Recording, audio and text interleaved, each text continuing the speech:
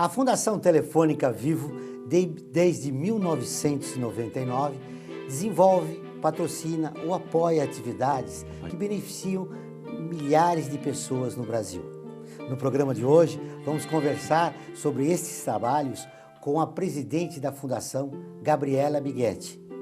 Está no ar o Observatório do Terceiro Setor, o olhar da cidadania.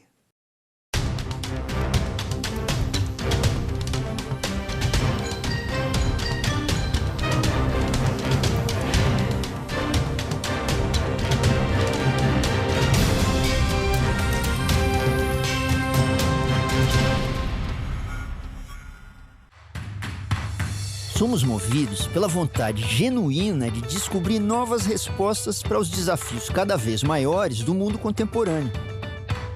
Temos vontade de sobra para aprender com os erros e repetir os acertos, ensinar e aprender ao mesmo tempo, entregar mais que prometer.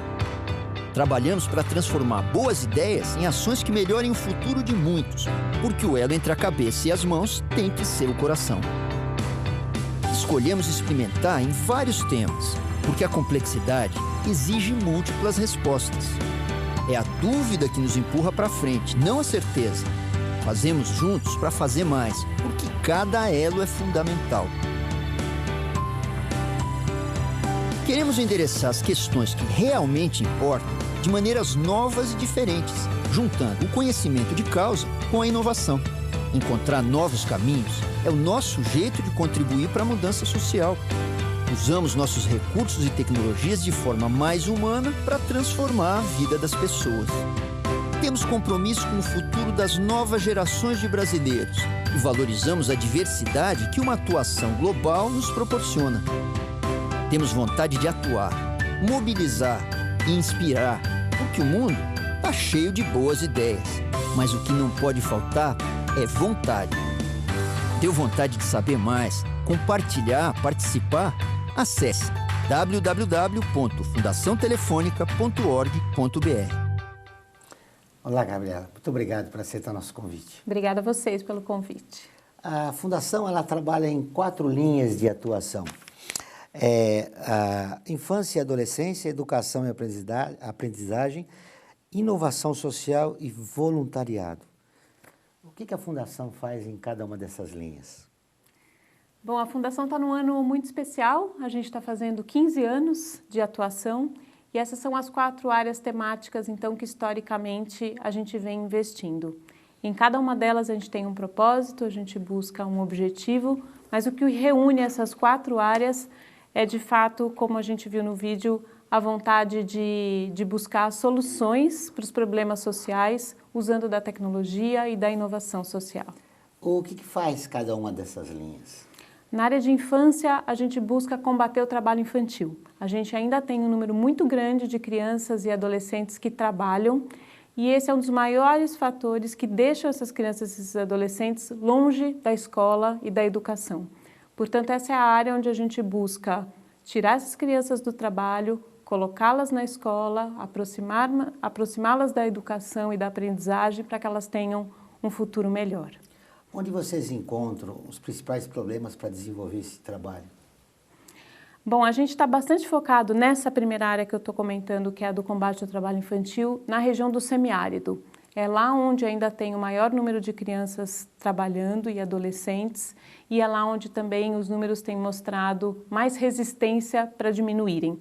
Portanto, a gente focou esse investimento de combate ao trabalho infantil no semiárido brasileiro, e as dificuldades são as dificuldades inerentes àquela região. Então, a gente trabalha com algumas organizações que têm uma história, uma trajetória na região, mas são poucas ainda. Então, essa talvez seja uma dificuldade, os parceiros no semiárido. Hoje a gente tem ótimos parceiros, mas são poucos. O tecido social ainda é frágil nessa região. Quando você falou dessa região do semiárido, é necessária uma mudança cultural, né? O combate ao trabalho infantil tem de fato verificado isso, né? Que tem uma questão de renda, mas tem uma questão cultural também para a gente enfrentar. As pessoas precisam criar na sua cabeça, no imaginário, essa percepção de que não é bom a criança trabalhar, que é melhor estudar, que é melhor ter um projeto de vida e ter o tempo para a educação, o tempo para a aprendizagem, porque vai chegar a hora do trabalho, mas não antecipar e diminuir a infância. Porque o trabalho infantil no nosso país é um dos grandes problemas, né? Por esse motivo, por manter as crianças fora da escola para trabalharem e porque elas estão sujeitas a violações de direitos durante o trabalho e às vezes até mutilações físicas, né? Trabalhos perigosos que prejudicam o desenvolvimento físico, além do psicológico e intelectual. Na linha da infância e adolescência, a Fundação desenvolve campanhas contra o trabalho infantil. Era uma vez...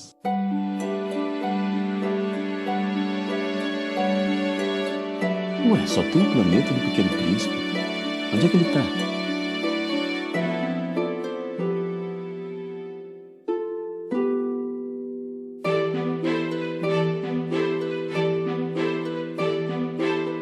O País das Maravilhas sem Alice?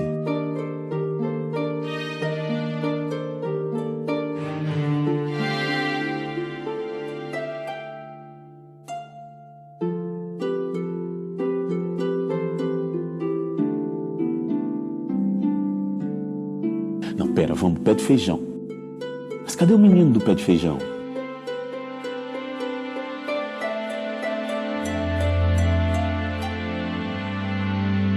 A gente sente falta das crianças que conhece e das que não conhecemos. Mais de 3 milhões de meninos e meninas trabalham no Brasil.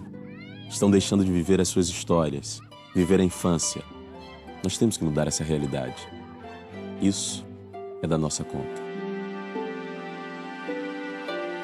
Participe dessa campanha da Fundação Telefônica com o Unicef e a OIT.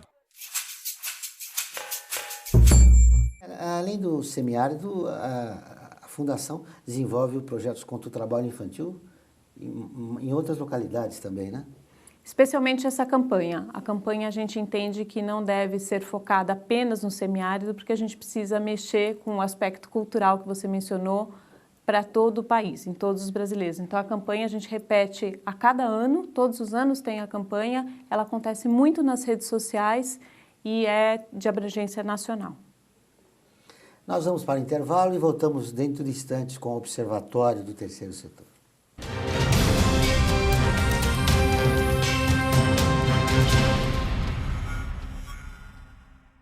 A FUNASP colabora com a USP nas relações entre fundações por meio de fóruns, simpósios, seminários, pesquisas e intercâmbio de informações, além do seu investimento na área social.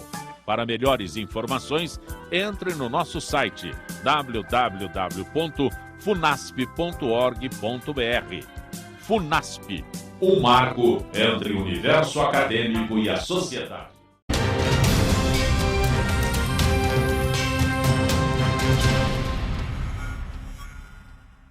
Estamos de volta com o Observatório do Terceiro Setor, o olhar da cidadania. No programa de hoje, conversamos com Gabriela Bighetti sobre a atuação da Fundação Telefônica. Vamos agora conhecer um exemplo do trabalho na área de educação.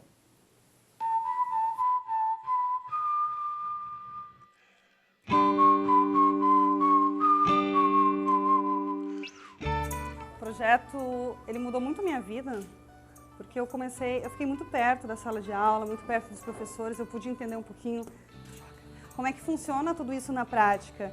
E isso, como para um educador, principalmente início de carreira, como eu estava na época, foi muito importante. E hoje eu trabalho numa empresa que só trabalha com tecnologia e educação. Então, toda aquela experiência que eu levei daquele projeto, hoje, eu consigo aproveitar na minha vida profissional, né? Eu certamente sou uma profissional muito mais completa. Hoje eu aceito os desafios, principalmente, eu consigo trabalhar com a questão do novo com muito mais facilidade. Porque durante o projeto a gente trabalhou com muitas pessoas, né? E isso é fascinante, porque se você não consegue trabalhar com as pessoas, né, você não consegue desenvolver um bom projeto, você não consegue avançar na sua carreira. Então, acho que o grande aprendizado foi abrace as oportunidades que você recebe. Às vezes você pensa que é pequeno, mas você pode receber uma ligação que vai fazer você andar de avião pela primeira vez na vida. Meu nome é Marjorie, eu sou uma educadora, eu tenho 28 anos, eu moro em Gravataí, Sou formada em pedagogia há alguns anos e sou extremamente apaixonada por tudo relativo à educação e principalmente quando a gente fala de ensino e aprendizagem utilizando as tecnologias. Em 2007, eu fui convidada para trabalhar na Secretaria de Educação e recebi um grande presente, coordenar o projeto Minha Terra, né? O objetivo desse projeto era que os jovens trabalhassem com as tecnologias, mas mais do que trabalhar com a tecnologia, que o professor conseguisse isso levar para dentro da sala de aula, né? Os jovens faziam pesquisas a respeito do cotidiano brasileiro, a respeito da cultura local, e faziam pesquisas de campo, iam à rua, entrevistavam pessoas, e isso eles publicavam tudo numa comunidade virtual, num espaço na internet, onde um aluno conversava com um aluno lá de outra região do Brasil e trocava informações. Bom, o principal desafio hoje, na minha opinião, sobre levar a tecnologia como um recurso pedagógico dentro das escolas brasileiras é tanto levar para o professor a formação, né, a capacitação, porque a maioria dos professores não foi formado, não nasceram nessa geração, que não adianta você levar a tecnologia e manter o mesmo trabalho. Isso a gente só faz com o quê? Com formação de professores, com capacitação, levando o projeto para a comunidade, trazendo principalmente a comunidade para dentro da escola. A escola ela não está separada do bairro, ela está junto do bairro, então ela precisa trabalhar junto. E quando você recebe um presente que nem eu recebi, que foi o projeto Minha Terra, você abraça, né? Porque não é só você, tem centenas de pessoas ali que estão dependendo e contando de você. Então, abraça, interage, não tenha medo, nem medo da tecnologia e principalmente a gente não pode ter medo dos desafios. Pelo que nós vimos, a capacitação de educadores tem dado muito certo, né? É uma estratégia bem forte da Fundação. A gente começou esse projeto de educação e tecnologia há 15 anos atrás. E há 15 anos atrás a gente enfrentava uma resistência do próprio professor, que tinha medo que o computador roubasse o papel dele, né? Que ele não tivesse mais papel. Hoje em dia isso mudou muito, os professores estão muito interessados pela tecnologia, querem saber como colocar isso dentro da sala de aula e como isso transforma o processo de aprendizagem. Então a gente tem os professores ao nosso lado, mas de fato, como a Marjorie fala no vídeo, as faculdades de pedagogia não ainda ensinam, né, como. Portanto, a formação de professores é uma estratégia forte da Fundação.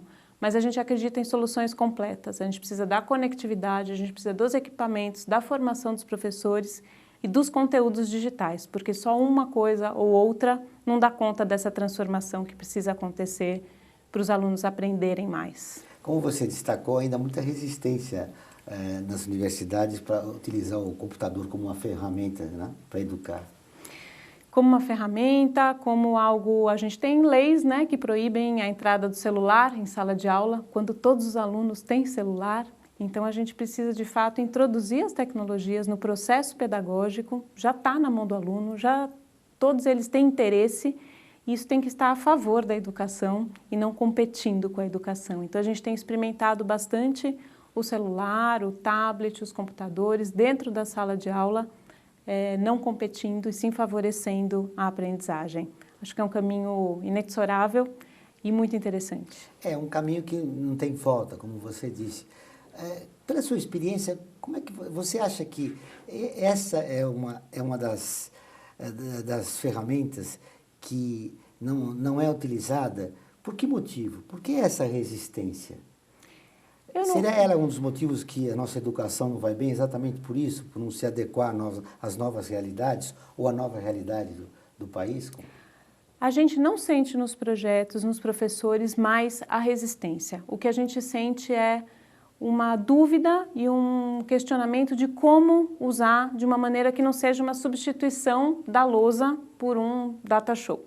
Porque simplesmente transformar o papel em computador ou a lousa numa tela digital não transforma a educação. Como é que a tecnologia entra dentro da escola, dentro da sala de aula e de fato faz com que o aluno aprenda mais? Essa é uma questão, essa é uma pergunta que está colocada e a gente na Fundação está bastante desafiado por essa pergunta e testando vários modelos.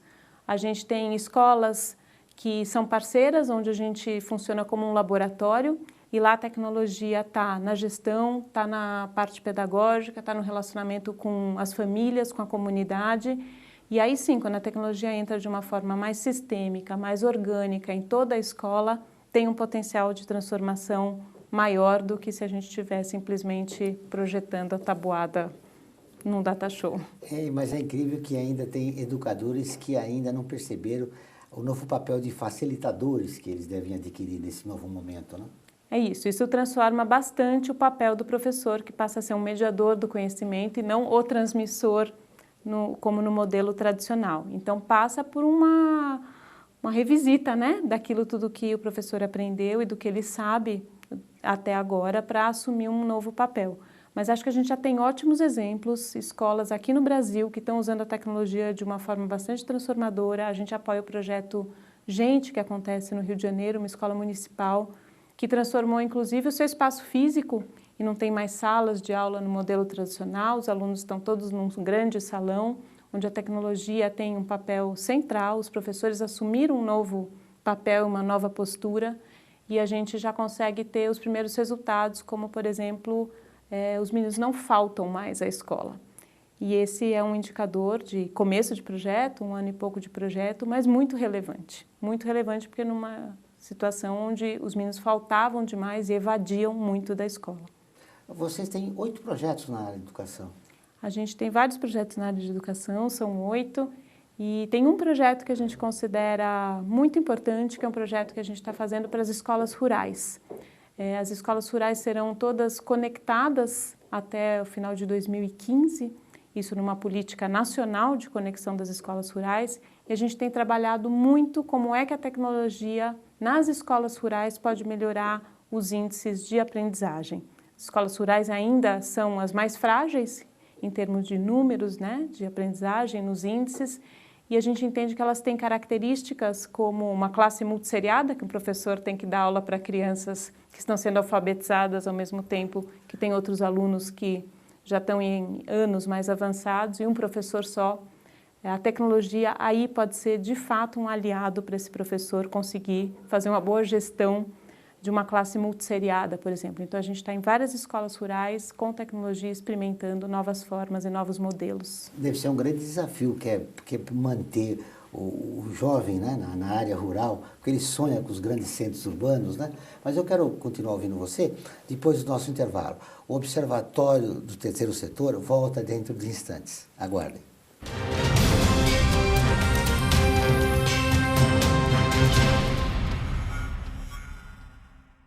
A FUNASP colabora com a USP nas relações entre fundações por meio de fóruns, simpósios, seminários, pesquisas e intercâmbio de informações, além do seu investimento na área social. Para melhores informações, entre no nosso site www.funasp.org.br.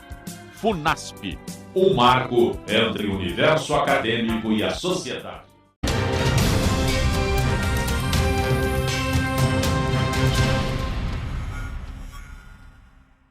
Voltamos com o último bloco do Observatório do Terceiro Setor.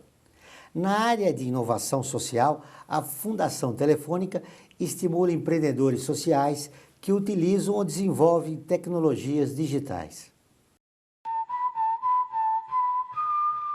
Moro na Amazônia, mais precisamente na comunidade de Vila de Boim, que fica a 8 horas de barco da cidade de Santarém, aqui no Pará.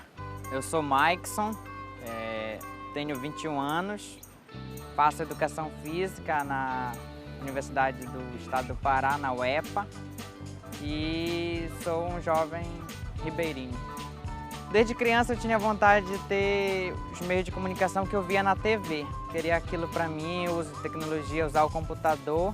E em 2006 eu entrei no projeto Saúde e Alegria, uma ONG que atua aqui na região. E me interessei e comecei a, junto com outros jovens, correr atrás dos meus objetivos, que era levar a inclusão digital para a minha comunidade.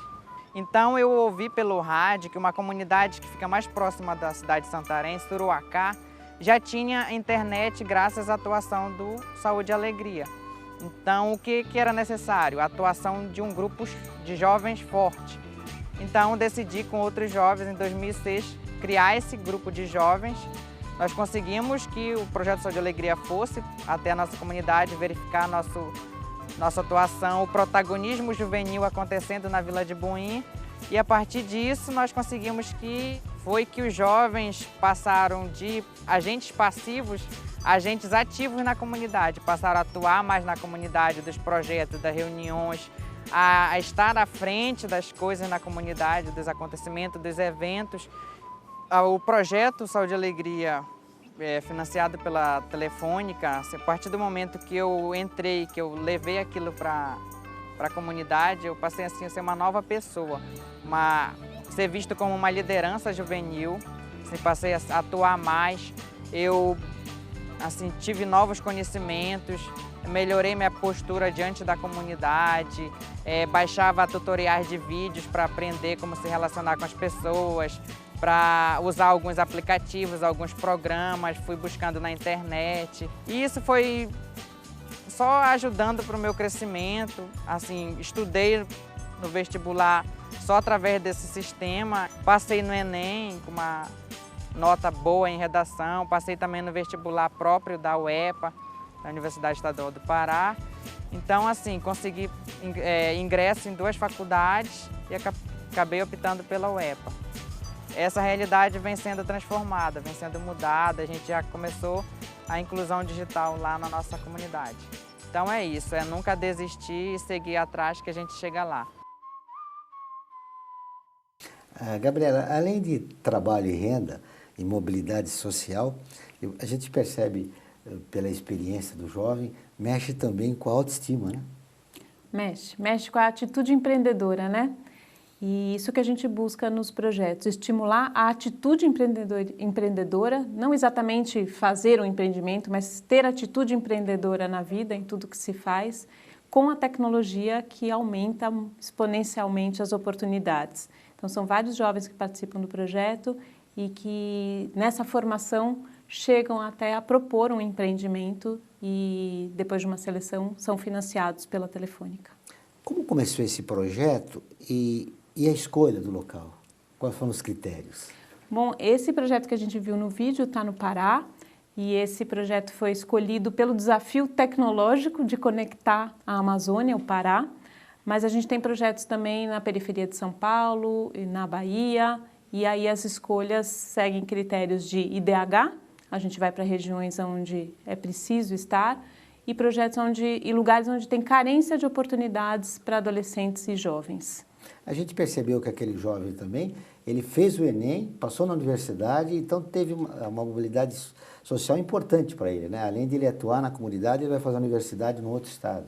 E depois disso ainda propôs para a gente um empreendimento que foi aprovado e semana que vem ele vai estar aqui em São Paulo, dentro de uma incubadora da Telefônica, melhorando o projeto dele. A ideia é que ele crie uma startup.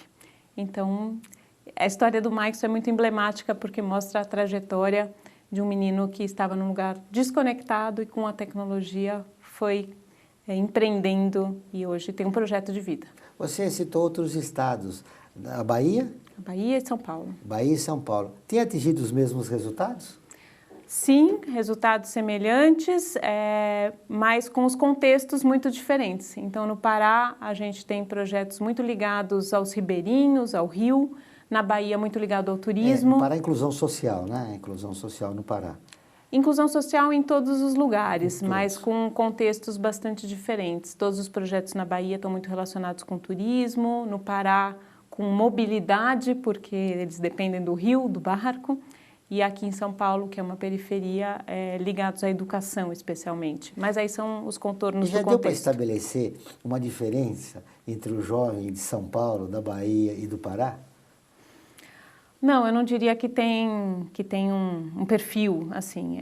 O que a gente vê é esta vontade de empreender e a oportunidade, agarrar a oportunidade. Isso a gente consegue ver em todos os jovens, a vontade de transformar o mundo. E o que me chama muita atenção é que eles estão interessados em fazer algo para eles, mas que não se limita a eles. Eles querem beneficiar a comunidade onde eles moram. E isso é bem interessante. O que é mais importante, né? Uma visão social. Isso. Ou seja, eu vim de uma comunidade que necessita, né, de cooperação. E esse ativismo, digamos, de direitos humanos é importante, né? É muito importante. E eu acho que a tecnologia traz também essa oportunidade da escala. Então, pensar numa solução para a vida dele, mas algo que também possa beneficiar um número maior de pessoas, um empreendimento social. Aqui em São Paulo acontece isso também? Aqui em São Paulo o projeto está um passo antes, mas a gente tem estimulado sim que os jovens pensem neles e nas comunidades, mas a gente ainda não tem exemplos como no Pará e na Bahia de empreendimentos que já estão virando negócios. E a Fundação pretende ampliar esse projeto e destiná-lo para estados do Norte e Nordeste? Esse ano não, para os próximos anos sim. Esse é o projeto mais recente da Fundação, o mais novo. A gente começou no ano passado, então a gente ainda está experimentando esse modelo de empreendimento juvenil, mas o que a gente faz numa escala muito maior são encontros e seminários. Esse ano a gente vai ter um festival que se chama RIA. O R vem de reflexão, o I de interação, o A de ação. Esse é um encontro para um número bem grande de jovens. A gente vai passar 2 dias juntos discutindo equidade social, juventude e tecnologia. Esse é um espaço aberto de troca, de discussão, onde a gente chega num número grande de jovens. Jovens de todo o país? De todo o país. Muito interessante. Estou no final do programa, foi um grande prazer te receber, Gabriela. Eu queria que você fizesse as suas conclusões finais. Diante de tantos projetos que a Fundação desenvolve, o que você mais destacaria? E olhando para o futuro, o que a Fundação pretende depois desses primeiros resultados que vocês alcançaram no Pará, aqui em São Paulo já de uma maneira mais embrionária e na Bahia? Bom, o que a gente tem buscado na Fundação é desenvolver projetos inspiradores. A gente sabe que como uma fundação privada, a gente sempre vai ter limites muito grandes de atuação, a gente nunca vai conseguir chegar nos 5.000 municípios desse país, em todo mundo que precisa, mas a gente tem buscado desenvolver projetos inspiradores, projetos que as pessoas, ao terem contato, se inspirem para fazer algo diferente, algo com mais impacto, com mais resultado. Essa é a nossa grande aspiração, inspirar as pessoas, e as tecnologias permitem que a gente consiga fazer esses projetos chegarem num número grande de pessoas. Por isso a gente também comunica muito o que a gente faz com a intenção de inspirar transformação. Obrigado pela entrevista, até uma próxima. O Observatório do Terceiro Setor desta semana termina aqui. Mas nós queremos continuar em contato com você. Acompanhe notícias, artigos, o nosso programa de rádio e muito mais no portal www.observatório3setor.com.br. Envie comentários, críticas e sugestões. Participe do Observatório do Terceiro Setor na construção de uma sociedade mais justa e solidária. Até o próximo programa.